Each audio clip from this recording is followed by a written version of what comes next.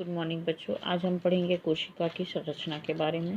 इसमें हम देखेंगे वो जो बाहरी आवरण होता है, बाह्य कोशिकीय आवरण, तो सभी पादप जंतु कोशिकाओं में जीव द्रव्य के चारों ओर एक पतली लचीली झिल्ली होती है। इसे हम प्लाज्मा झिल्ली कहते हैं। यह झिल्ली जीवित व अर्धपारगम्य होती है, जो प्रोटीन और वसा से बनी होती है। इसके कार्य होते हैं कोशिका का आकार बनाए रखने में सहायता करना, विभिन्न अणुओं के आना जाने में नियंत्रण रखना, कोशिका को सुरक्षा व सहारा प्रदान करना। प्लाज्मा कोशिकाओं में प्लाज्मा झिल्ली को बाहर से घेरे हुए एक और आवरण पाया जाता है, जिसे हम कोशिका भित्ति कहते हैं।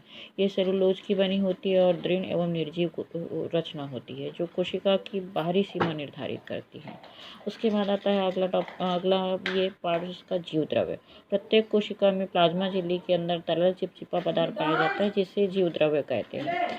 जैविक कोशिका प्रक्रियाओं को संपन्न करने वाले कोशिकाओं के विभिन्न अंग जीव द्रव्य में पाए जाते हैं। जीव द्रव्य को दो भागों में बांटा गया है, पहला कोशिका और दूसरा केंद्र। कोशिका द्रव्य और केंद्र। कोशिका द्रव्य जीव द्रव्य का वह भाग जो विभिन्न प्लाज्मा झिल्ली और केंद्र के बीच होता है, कोशिका द्रव्य कहलाता है, जिसमें खनिज, लवण, पानी, कार्बोहाइड्रेट, प्रोटीन और वसा पाए जाते हैं। कोशिका द्रव्य। फिर उसके बाद आता है माइटोकॉन्ड्रिया। दोहरी झिल्ली में बने गोलाकार या छड़ाकार रचनाएं, जिसकी आंतरिक झिल्ली में उंगलियों के समान उभाय दिखाई देती है, यही माइटोकॉन्ड्रिया होते हैं। उसके बाद आता है राइबोसोम।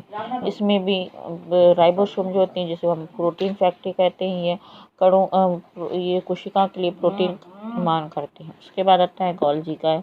यह तस्तरीनुमा को ये होती है, जिस संरचना होती है, विभिन्न रासायनिक पदार्थों का स्त्राव करता है।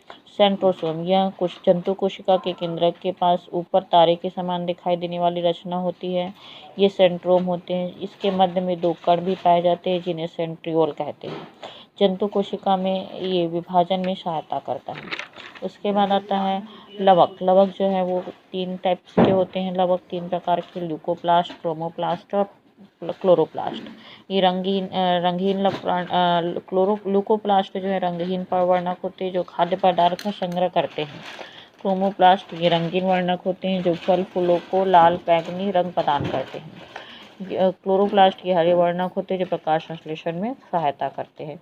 फिर रिक्तिकाएं, जो बड़ी गोलाकार व अंडाकार संरचना पाई जाती है, जिन्हें रिक्तिका कहते हैं। ये जंतु कोशिका में छोटी होती है। केंद्रक जो है वो कोशिका का नियंत्रण कक्ष कहलाता है। केंद्रक जो है समस्त जैविक कोशिकाओं पर नियंत्रण करता है। केंद्रक एक पतली झिल्ली द्वारा घिरा होता है। इस झिल्ली को केंद्रक झिल्ली भी कहते हैं। यह पतली झिल्ली अर्धपारगम्य होती है। इसमें छोटे छोटे छिद्र होते हैं, जिनके द्वारा कोशिका द्रव्य व केंद्रक के मध्य पदार्थों का आदान प्रदान होता है। ठीक है, ये होता है हमारा लेसन।